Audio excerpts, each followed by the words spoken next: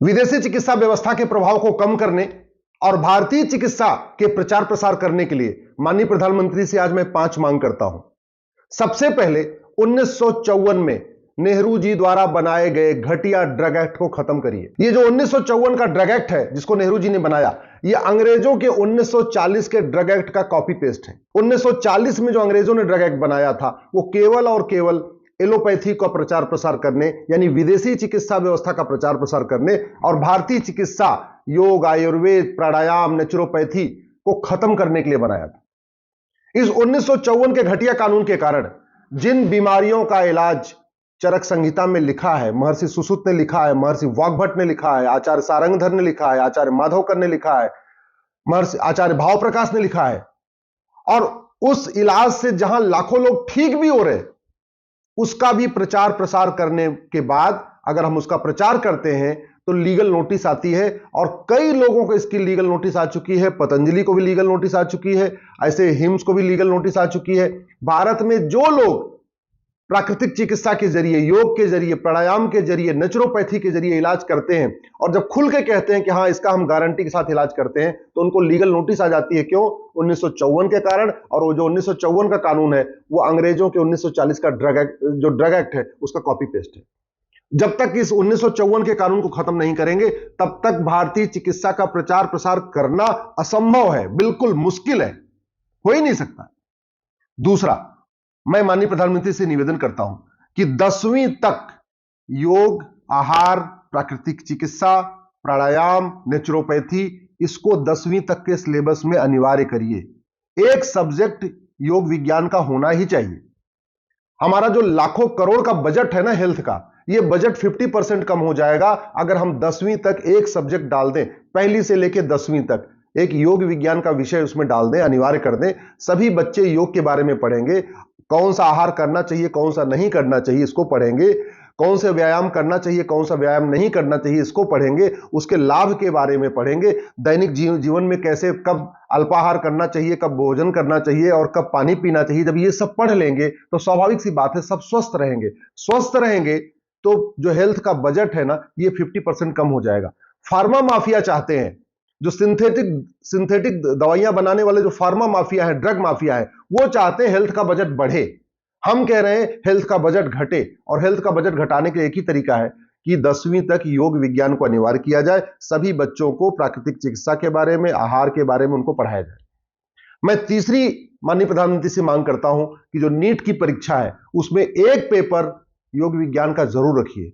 अभी जब नीट का एग्जाम होता है डॉक्टर बनने के लिए, उसमें फिजिक्स पूछा जाता है, केमिस्ट्री पूछा जाता है, भौतिक विज्ञान का एक पेपर होता है, रसायन विज्ञान का एक पेपर होता है, जीव विज्ञान का एक पेपर होता है, तो जूलॉजी, बॉटनी होता है, फिजिक्स, केमिस्ट्री होता है, लेकिन उसमें योग साइंस नहीं होता। योग साइंस का पेपर एक अनिवार्य होना चाहिए नीट की परीक्षा में, कि जो डॉक्टर बनने जा रहा है, जो डॉक्टर बनना चाहता है, उसको योग साइंस पूरा आना चाहिए। आहार, नेचुरोपैथी, प्राकृतिक चिकित्सा का उसको आना चाहिए। तो स्वाभाविक सी बात है, जब पेपर में भी पढ़ा रहेगा नीट के पेपर में, तो सभी बच्चे ईमानदारी से पढ़ेंगे, मेहनत के साथ पढ़ेंगे।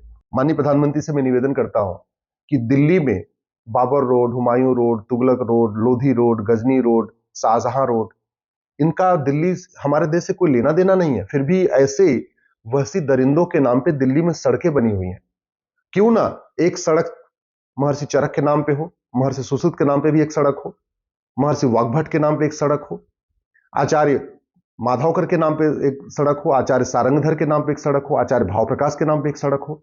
कम से कम पूरा देश दिल्ली आता है, पूरी दुनिया के लोग दिल्ली आते हैं, इंडिया गेट के आसपास घूमते हैं, तो उनको तो ऐसे लगता है कि ये तो हम मुगल काल में रह रहे हैं। इंडिया गेट के चारों तरफ की सड़कें बाबर, हुमायूं, तुगलक, गजनी, गोरी, शाहजहां के नाम पे पड़ी हुई है। अरे हमारे इस महर्षियों के नाम पे होगा तो लोग जानेंगे, समझेंगे कि हमारी चिकित्सा व्यवस्था कितनी पुरानी है। और अंतिम रिक्वेस्ट है माननीय प्रधानमंत्री जी, सफदरजंग कोई डॉक्टर नहीं था, फिर भी उसके नाम पे हॉस्पिटल है। मौलाना कलाम डॉक्टर नहीं थे, फिर भी उनके नाम पे हॉस्पिटल है। राम मनोहर लोहिया जी कोई डॉक्टर नहीं थे, फिर भी उनके नाम पे हॉस्पिटल है। मैं आपसे निवेदन करता हूं, महर्षि एक सरकारी हॉस्पिटल का नाम महर्षि चरक पे रखिए, महर्षि सुश्रुत के नाम पे एक सरकारी हॉस्पिटल का नामकरण करिए, महर्षि वाग्भट के नाम पे एक सरकारी हॉस्पिटल का नामकरण करिए, आचार्य सारंगधर के नाम पे भी एक हॉस्पिटल होनी चाहिए, आचार्य माधवकर के नाम पे भी एक हॉस्पिटल होनी चाहिए, आचार्य भाव प्रकाश के नाम पे भी एक हॉस्पिटल होनी चाहिए। तभी तो पता चलेगा भारत के लोगों को और पूरी दुनिया के लोगों को कि ये हमारे आज के 2500 साल पहले, 3000 साल पहले किस तरीके से हमारे यहाँ हेल्थ केयर सिस्टम था, कैसे कैसे हमारे देश में बड़े बड़े डॉक्टर हुआ करते थे। सबसे आश्चर्य की बात है कि महर्षि धन्वंतरी, जिन्होंने आयुर्वेद को सबसे पहले दिया हमें, महर्षि धन्वंतरी के नाम पे दिल्ली में कोई हॉस्पिटल ही नहीं है, कोई सड़क ही नहीं है। तो ये जो हमारी चिकित्सा व्यवस्था है, ये सेकेंडरी बनी हुई है, कहते नहीं सेकंड क्लास बनी हुई है, और एलोपैथी विदेशी चिकित्सा व्यवस्था फर्स्ट क्लास बैठी हुई है। ये तब ठीक होगी जब सबसे पहले जो गवर्नमेंट हॉस्पिटल है उसमें डॉक्टर्स का रेशियो 50-50 होगा। अगर 50% उसमें एमबीबीएस हैं तो 50% उसमें आयुर्वेद नेचुरोपैथी के भी डॉक्टर होने चाहिए। आखिर अगर किसी को बीमारी है तो सबसे पहले वो सीधे सीधे एमबीबीएस के पास क्यों जाए? पहले वो योग प्राणायाम के जरिए ठीक कर ले, नेचुरोपैथी के जरिए ठीक कर ले, आयुर्वेद के जरिए ठीक कर ले।